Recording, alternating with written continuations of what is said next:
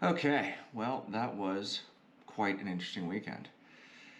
The David Goggins challenge is one that I took on willingly after I heard about it last year. David Goggins, for those of you who don't know, claims to be the hardest man on the planet. And last year he had a challenge where he ran 4 miles every 4 hours for 48 hours and challenged others to do it.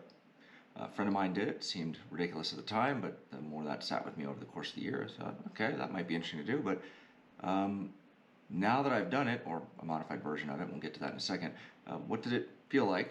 What are the preparation steps I took to get there and get it done? And what were the surprises?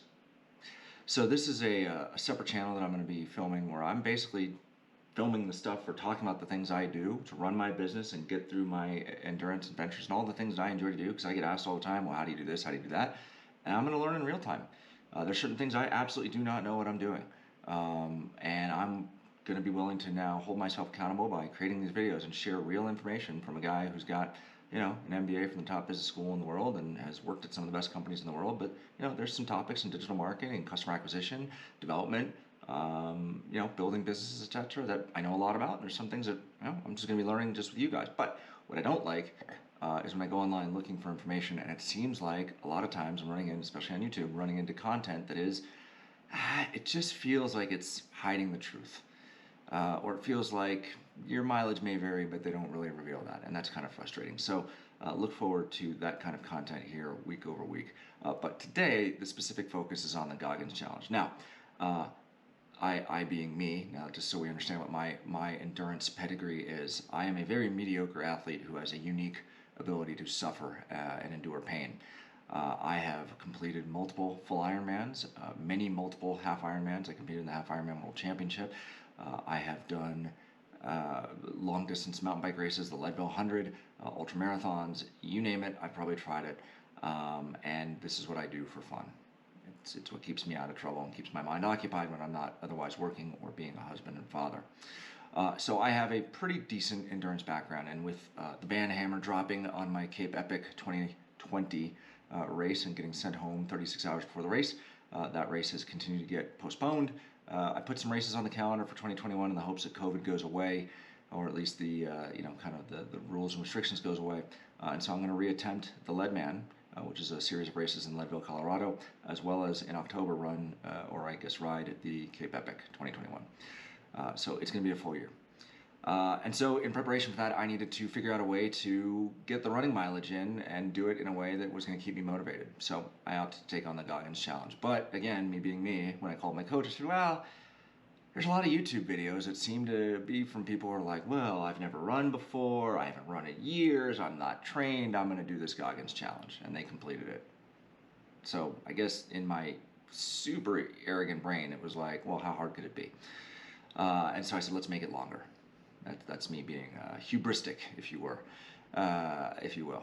And so I asked him if it was reasonable to do 6 miles every 4 hours for 48 hours. And he said, "Yep, let's do it. Let's put it on the calendar." So that was January 4th or 5th. So we figured we needed a time and date. There was no kind of challenge set up for this year, as far as I knew from Goggins. He didn't announce his until, I don't know, a couple weeks ago. So I put it on the calendar for end of February, last weekend of February.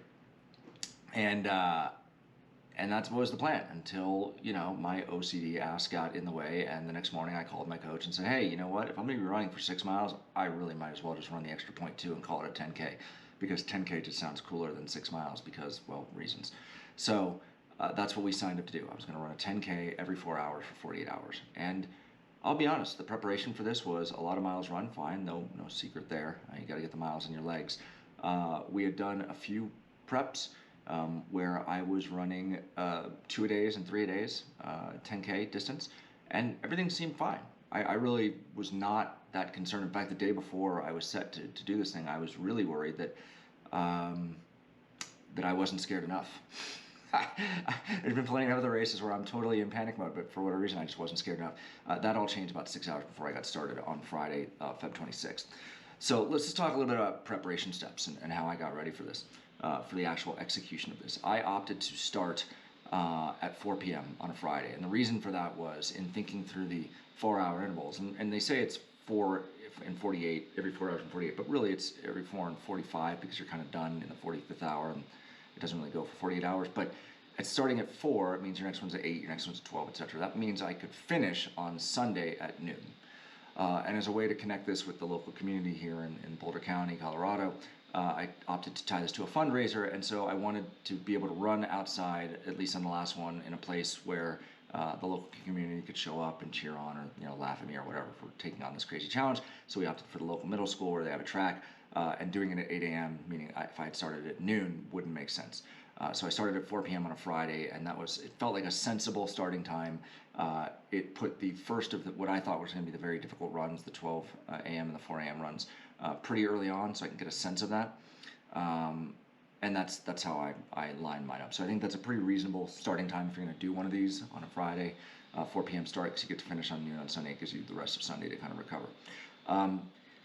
Another preparation step, you got to have your food and everything laid out ahead of time. I cooked a bunch of chicken and rice to have a bland, solid food diet, had my bread and peanut butter ready to go. I had everything laid out, all of my Infinite Nutrition, that's a custom nutrition race blend that I use, laid out in Ziploc bags, so I could just send my kids up, hey, dump this in a bottle, fill it with water, bring it back. So I didn't have to think about anything, right? I was trying to remove any and all possible distractions, right? I left my shoes right where they needed to be. I had, here's another tip, I had all of my clothes laid out, 4 pairs of shorts, 4 shirts, 4 pairs of socks, and I had a rotation going so that while I was running, after the fourth one, I guess after the third one, I had a wash cycle go so I could do my fourth one and then have fresh clothes ready to go. And this prevents you from, just putting on nasty clothes or having to worry about doing your laundry after every one. I understand not everybody can afford to have 4 pairs of running shorts and 4 pairs of running socks. If you can't, I get it, but fortunately I take care of my stuff, and it's, I've got plenty of shorts laying around the house at this point.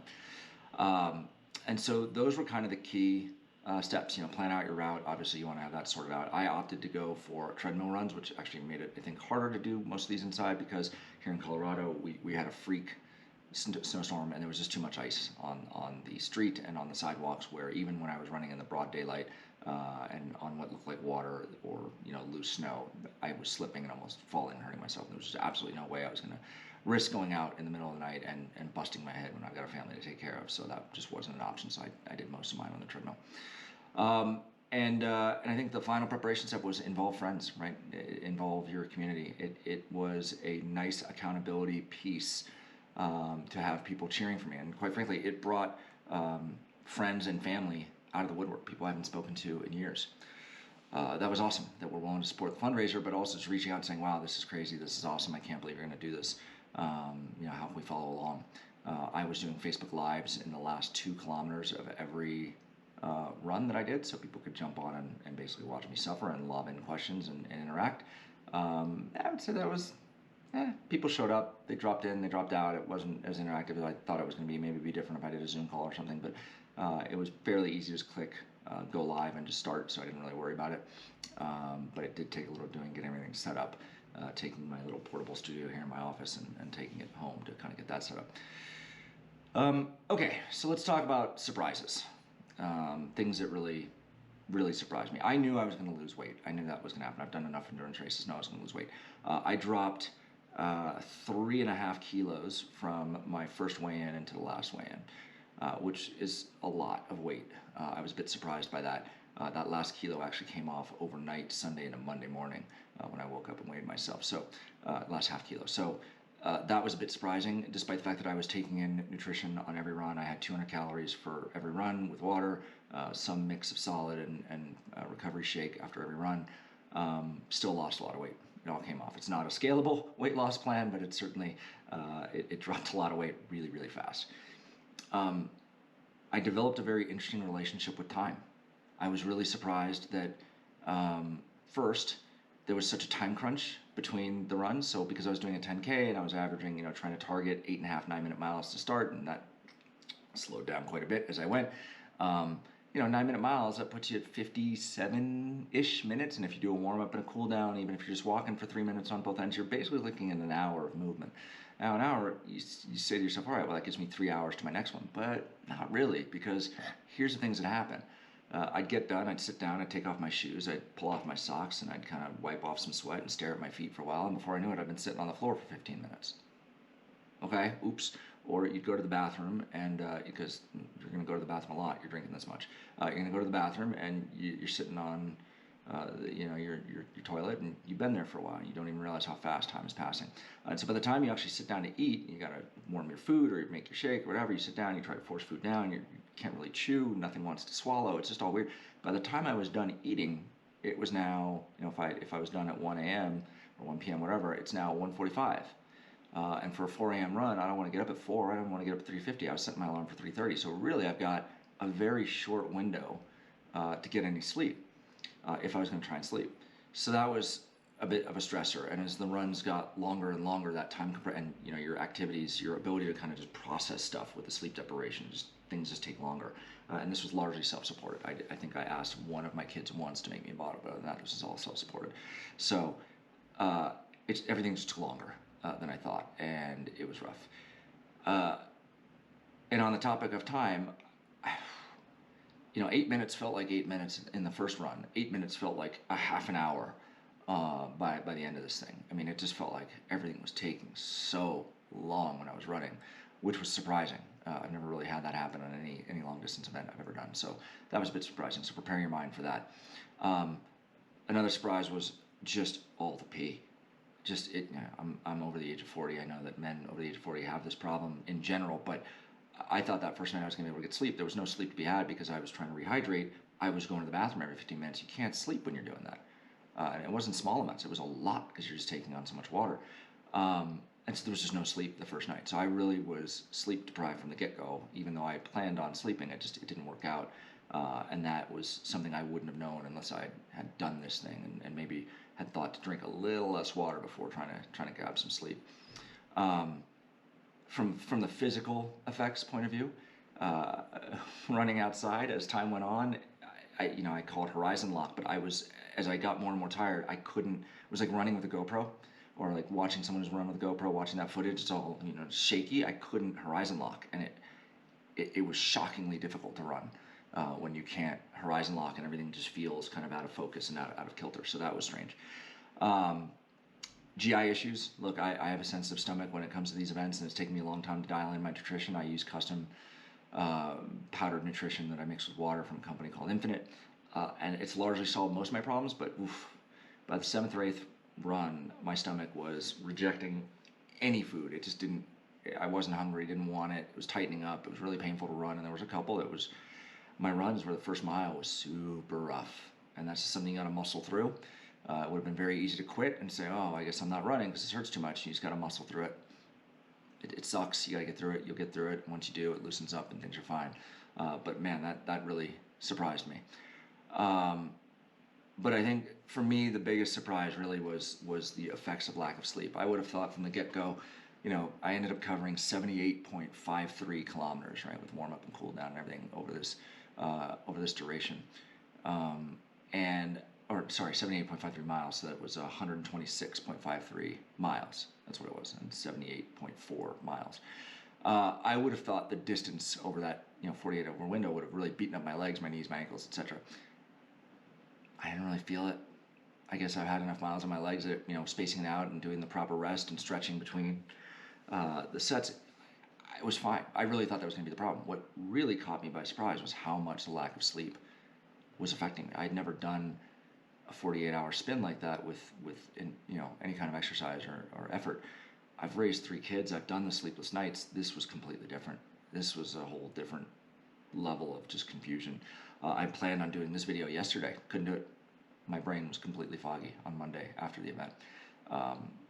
So that really caught me out. And now it's got me really, it's kind of a nod to Goggins, right? And all the Navy SEALs that I know from business school and it's kind of my regular life.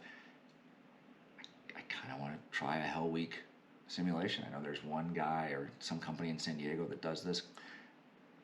I know I'm 46. I'm a grown-ass man and probably too old for it, but golly, what must that feel like after 5 days? I don't know. Maybe I'll add that to challenge. Throw it in the comments below if that seems interesting. So that's it. Those are my thoughts on the Goggins challenge. Everyone's going to run the 4 miles every 4 hours, 48 hours. I think it's this coming weekend, which is why I want to get this video done. Good luck to you. There's going to be a lot of painful moments where you think I can't do this. Yes, you can. It was a lot more mental than physical for sure, but the lack of sleep definitely was rough. Definitely was rough, and you better have a clear why, because if you're not sure why you're doing this, I guarantee you by the eighth or ninth run, you are going to quit. You're just gonna say, "Well, I don't need this. I'm out." The lack of sleep and the kind of weirdness my body was going through after the, I guess before the 12 a.m. run on Sunday morning. So now it's 12, 4, 8, right? So that would have been run number 9. Before run number 9, whew, I was in a rough mental place. Somehow I got through that run, and then rucking up for the 4 a.m. run. I honestly don't really remember it. I just started running, and it was over and done. I have recorded a bunch of before and after videos that are locked on my phone. I'll get those compiled into a different video, but I wanted to put this out for everyone who's going to be running the Goggins Challenge this weekend. This is what I learned doing it. Yes, I went longer. Yes, it was harder probably, but again, I don't think distance was the factor here. I really think it was the lack of sleep and the endurance over time issue. So good luck to everybody, and hopefully this was helpful for you.